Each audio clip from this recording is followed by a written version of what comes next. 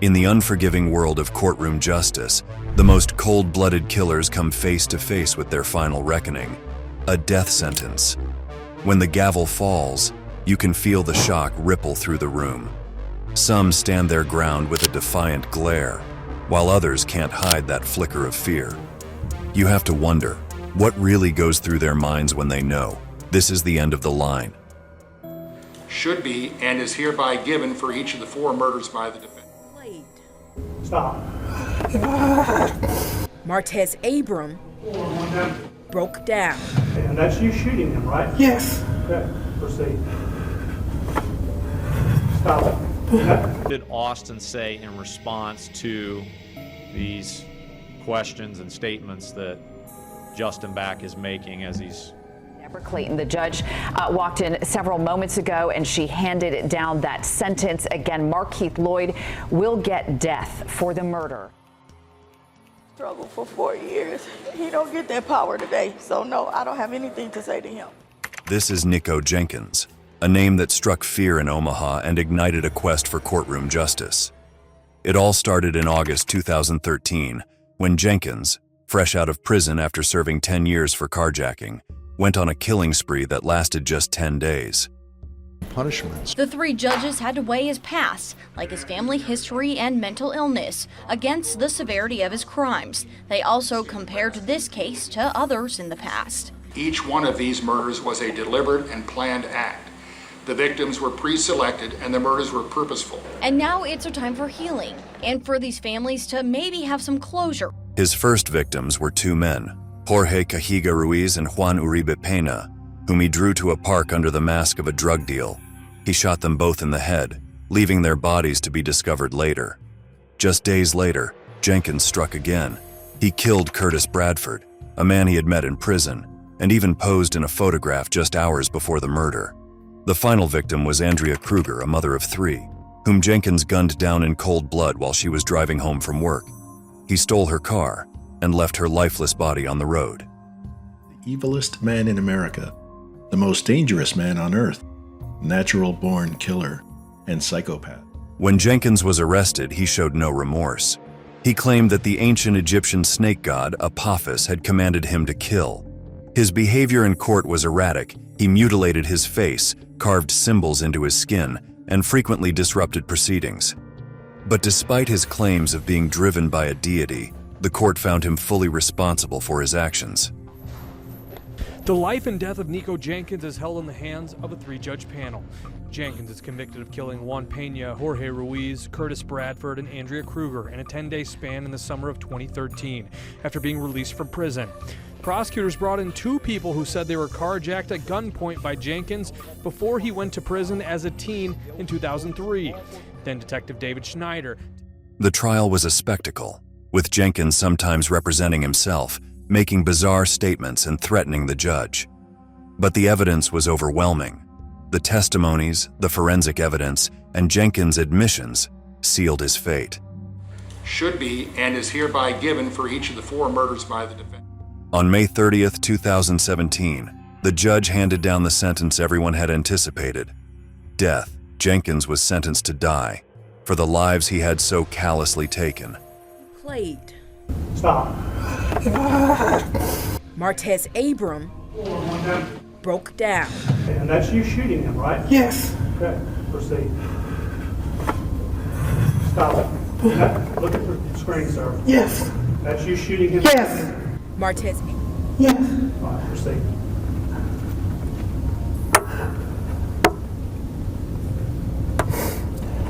Now, after that, you went back to the toilet paper aisle, didn't you? Abram convicted not only of killing Brown. This is Martez Abram, whose actions on July 30th, 2019 left a permanent scar on the South Haven community and ignited a demand for courtroom justice. It was a typical morning at Walmart, with employees going about their routines and customers shopping, unaware of the tragedy about to happen.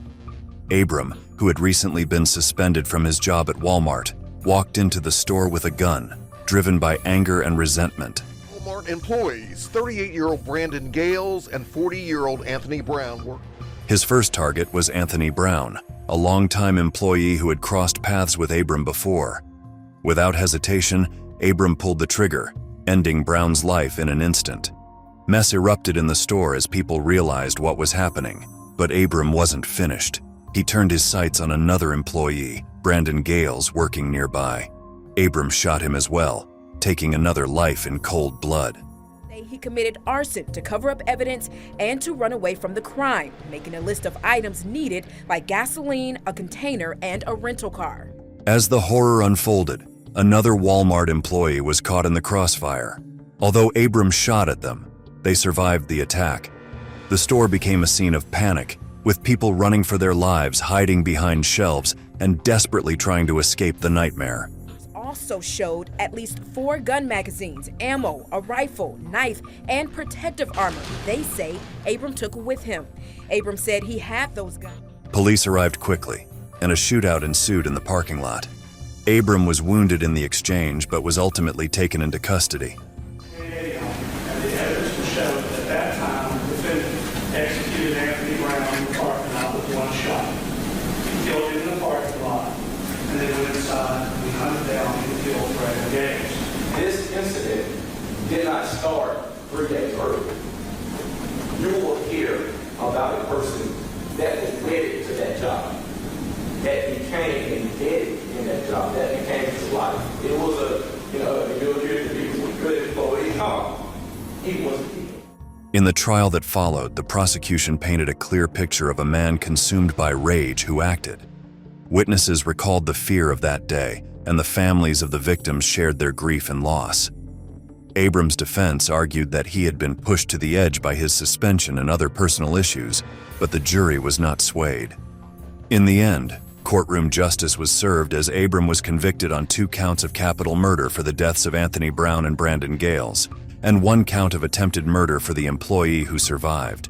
The judge walked in several moments ago and she handed down that sentence. Again, Markeith Lloyd will get death for the murder of Lieutenant Deborah. On January 9, 2017, Orlando Police Lieutenant Deborah Clayton was tragically shot and killed outside a Walmart in Orlando, Florida, during the search for courtroom justice. The suspect was Markeith Lloyd, a man already on the run for the murder of his pregnant ex-girlfriend, Sade Dixon, in December 2016. Lloyd had been evading capture for weeks after allegedly shooting Dixon and her brother during a confrontation at her home. The incident left the community in shock and set off a massive search. A law enforcement helicopter flying over the Carver Shores area home in Orlando Tuesday night. Accused cop killer Markeith Lloyd seen crawling out of the home after placing 2 handguns on the ground. Officers saying as he crawled forward, he had on body armor and a bag of ammunition. At least 2 officers are then seen kicking Lloyd in the head before placing him in Lieutenant Deborah Clayton's handcuffs. Orlando police saying no other video of the arrest exists. Not all of our officers assigned body-worn cameras. The search for Lloyd intensified after Lieutenant Clayton's murder. Law enforcement agencies across Florida were on high alert. On January 17, 2017, Lloyd was finally captured in an abandoned house in Orlando. His arrest was dramatic, with Lloyd suffering injuries during the takedown. Lloyd was found wearing body armor and carrying multiple firearms. His arrest brought a sense of relief to the community, but also raised questions about the events leading up to the confrontation with Lieutenant Clayton. Marquez to take over. Hold on, Mr. Lenneman. The question that I need to know is what depositions do you need to take for the Sade Dixon case? Marquez is known for her no. Lloyd's trial for the murder of Lieutenant Clayton began in October 2021. The prosecution argued that Lloyd intentionally killed Clayton to avoid arrest. Lloyd, on the other hand, claimed he acted in self-defense, believing that Clayton was going to kill him.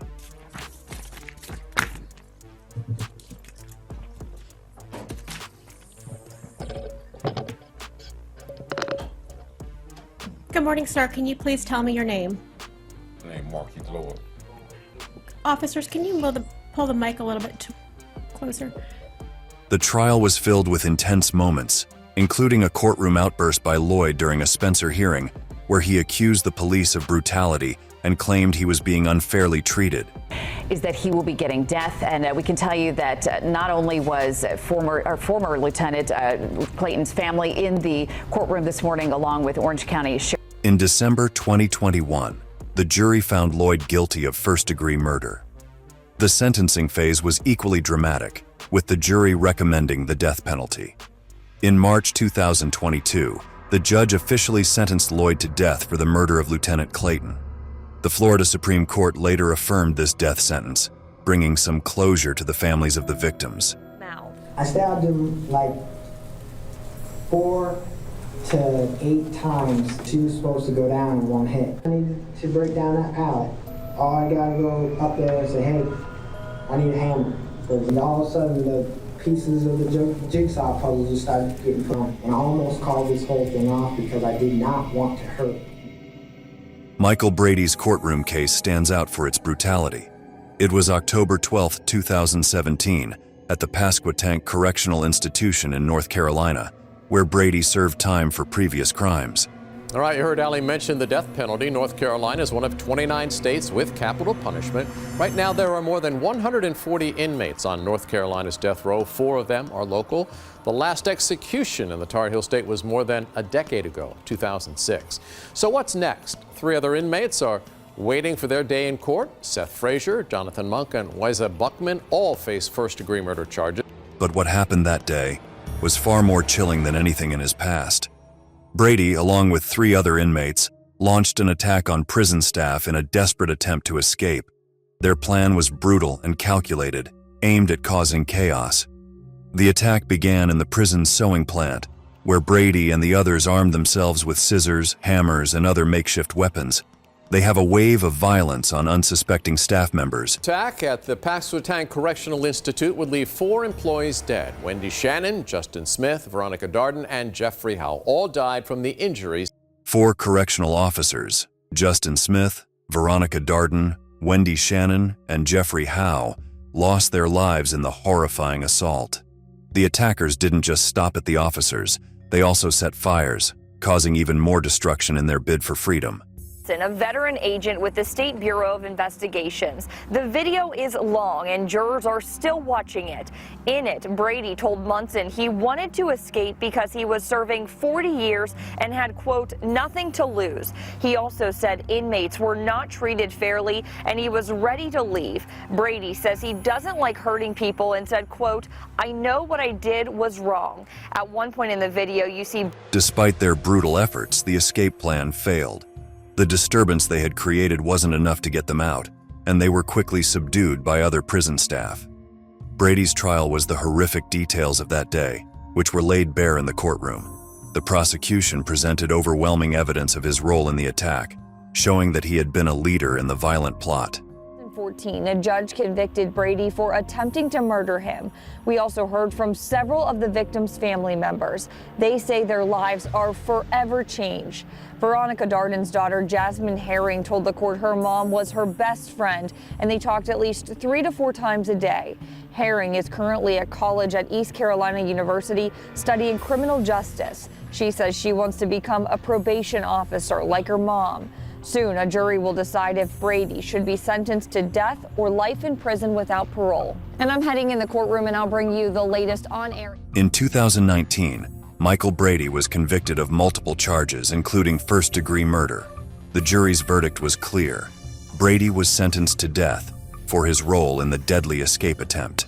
What did Austin say in response to these questions and statements that Justin Back is making as he's attempting to kill him? In the lines of, it's all right, it's almost over. The case of Austin Myers and Timothy Mosley is a story of how a plan to steal turned into a brutal murder in the realm of courtroom justice. In 2014, both 19 years old at the time, Myers and Mosley devised an elaborate plot to rob and kill 18-year-old Justin Back, a recent high school graduate from Waynesville, Ohio. The motive was shockingly simple. They wanted to steal from him and believed the only way to ensure he couldn't talk was to kill him. In January. Now, one of 2 men accused of killing him is tested. They visited Justin at his home on January 28, 2014. Justin, who had been friends with Myers, had no reason to suspect anything was wrong. Once inside, they attempted to strangle Justin with a wire, but when that failed, Mosley took a knife and stabbed him repeatedly. Presented in court. No mess. What's the significance of that? What did that mean? The idea of strangling them, that way it would create no mess. Pretty much be an easier job to handle. Fornshell also produced the wire that he says the two used to strangle Justin back. Obviously, Justin was trying to put up a fight, and he wasn't overpowering us, just random items. Was it what you expected? After killing Justin, they wrapped his body in a blanket, stuffed it into the trunk of a car, and drove to a remote location. There, they dumped his body in a wooded area near the Ohio River, hoping it would never be found. But their plan quickly cracked. The police were alerted when Justin's family reported him missing, and an investigation led them to Myers and Mosley. Both were arrested and quickly confessed to their roles in the murder. The details that emerged were horrifying. They had planned every step from the murder to how they would dispose of the body, all in a twisted attempt to steal some money and valuables. Bittersweet is justice for Justin, but it's never going to bring Justin back. Justin went out in a very bad way, and so we're happy with it, but again, it's sad at the same time because this could have been prevented. Austin made this choice, but it's still sad because our son. In the courtroom investigation, Myers and Mosley faced the harsh reality of their actions. Mosley, who had been the one to deliver the fatal stabs, pleaded guilty and testified against Myers in exchange for life in prison without parole. One night that goes by that it doesn't haunt me of what I did, and there's absolutely no excuse, and I just want you guys to know that I really am sorry. You know, it's different when they're sorry. It doesn't bring Justin back, but it helps with healing. It doesn't bring closure, but it brings some healing. Myers, on the other hand, was convicted of aggravated murder and sentenced to death, despite his defense arguing that he wasn't the one who killed Justin. Witnessing courtroom justice bring even the most brutal killers to their knees reminds us of the power of the law. Thanks for watching. Like and subscribe for more intense moments like this.